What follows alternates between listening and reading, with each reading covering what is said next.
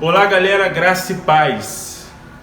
Estamos aqui mais uma vez, hoje com o nosso irmão, amigo e pastor Wagner, do Ministério Apostólico Agnus Dei. A gente queria falar um pouco sobre o movimento que ele iniciou, chamado Tô na Pista com Jesus. E a gente queria saber um pouco sobre como iniciou esse projeto, como houve despertar esse movimento de ir para a rua em encontro às necessidades das pessoas. Queria que o senhor falasse um pouco sobre isso. Então, graça e paz, galera. O Tô na Pista, ele deu início com jovens, de fato, evangelizando na rua.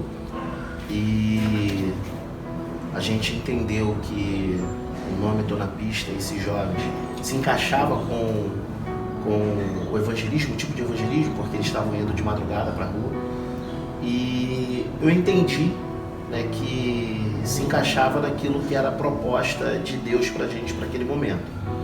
Só que no meu coração eu acreditava que a gente precisava estar indo para as ruas com os moradores de ruas. E a gente começou a ir por causa de uma necessidade, porque a gente não sabia de fato o que acontecia lá.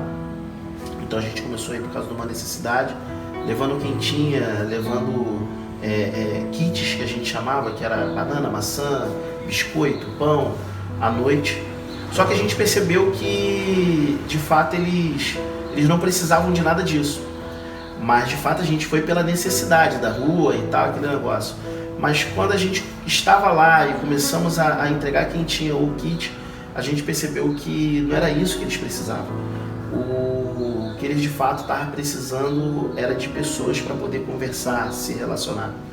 Eles queriam se abrir. Parece que não, mas muitos só querem se abrir. Falar a respeito, conversar, sendo que eles não têm essa confiabilidade com as pessoas que vão na rua. Por quê? As pessoas vão na rua, entrega quentinha, faz uma oração, coloca a mão sobre eles, expulsa meia dúzia de demônio e vai embora. E não é isso que eles querem, não é isso que eles precisam. Eles precisam de um relacionamento. E quando a gente foi descobrir isso, eu fui descobrir isso a partir de um dos moradores que falou conosco que eles não precisavam de quentinha. E eu perguntei a ele, cara, então vocês precisam de quê? Cara, a gente precisa de conversa, a gente precisa sentar e trocar ideia. Então eu comecei a ver que a quentinha ou o kit, ele seria apenas uma porta para a gente poder chegar até eles. Mas o que eles precisavam era da gente sentar junto com eles, para a gente poder tá trocando ideia, para a gente poder estar se relacionando. Foi a partir daí que, então, nasceu no coração do Pai, no seu coração, com respeito ao retiro de moradores, para ter um momento maior com eles de conversação, Então, o retiro, existem outras denominações, outras pessoas, outros pastores que trabalham com esse tipo de... Eu não iniciei, não dei início ao retiro, mas existem outros pastores, que, como o Alan Basílio, entre outros, pastor Ronaldo aqui de Nova Iguaçu, eles já estão fazendo esse retiro. O retiro, na verdade, consegue fazer com que eles se socializam, consegue fazer com que a galera que está em situação de rua possa entender que existe um mundo além daqueles que eles estão vivendo. E eles conseguem voltar a estar em família, a mente deles voltam a estar entre irmãos, entre amigos. O retiro ele veio para poder, de fato, fazer com que eles entendessem que eles são importantes. Eles são importantes na nossa sociedade. Apesar do nosso governo, das pessoas tratarem como a margem da sociedade. Tá entendendo? E assim, a gente costumeiramente, a gente costuma falar, desde criança eu falava sobre mendigo, que eram as pessoas que moravam na rua, e a gente percebeu que o linguajar tem sido mudado. Aí a gente não fala mais de mendigos, a gente fala de moradores em situação de rua. Como é que você teve essa interpretação desse morador em situação de rua?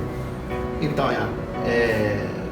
o morador, ele, de fato, ele não mora na rua, tá entendendo? Não tem como morar na rua.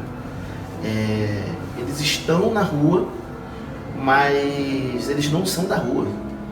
Então só em você mudar a maneira como você trata a cada um deles, cada um daqueles que se encontram na rua hoje, isso já faz com que eles tenham uma visão diferente daqueles que estão indo até eles.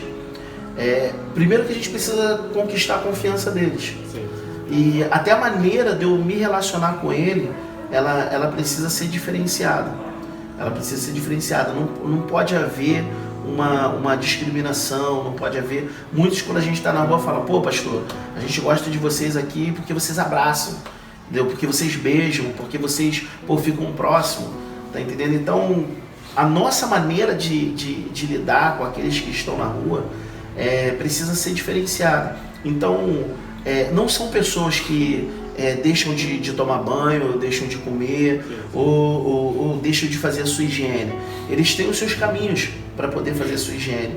Então não é aquele morador tradicional, né, que a gente conhece, que andam totalmente largado. A maioria está ali por causa de um problema familiar, por causa de um problema com o esposo, com filhos, e acabaram conhecendo as drogas na rua. Alguns vão para a rua por causa da droga, mas outros conheceram as drogas nas ruas, mas foram para as ruas por causa de problemas familiares. Enfim, eles não são moradores da rua, tá entendendo? Eles têm casa, a maioria deles tem casa. O que precisa ser feito é trazer uma conscientização que precisa liberar perdão, precisa entrar num nível de perdão, precisa reconhecer os seus erros, porque muitos estão ali com o orgulho e acima de tudo, com a soberba acima de tudo. Parece que não, mas você encontra muito morador de rua soberbo. Tá entendendo? Soberbo, porque a situação que ele vivenciou, ele acaba se enclausurando dentro dele mesmo, dentro dos problemas, e não quer ajuda de ninguém, e acha que daquela maneira tá certa, e ele continua na situação de rua.